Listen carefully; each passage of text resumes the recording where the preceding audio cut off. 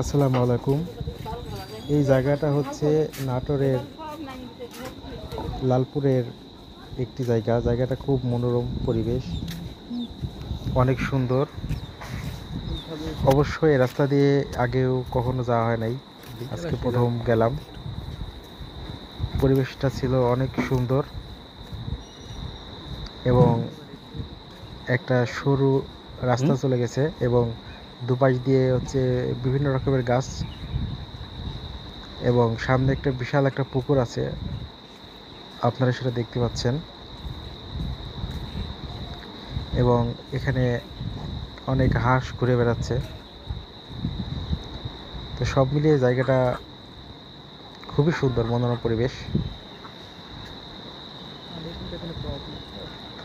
তো ভিডিওটি ভালো লাগলে অবশ্যই সাবস্ক্রাইব করবেন চ্যানেলটি।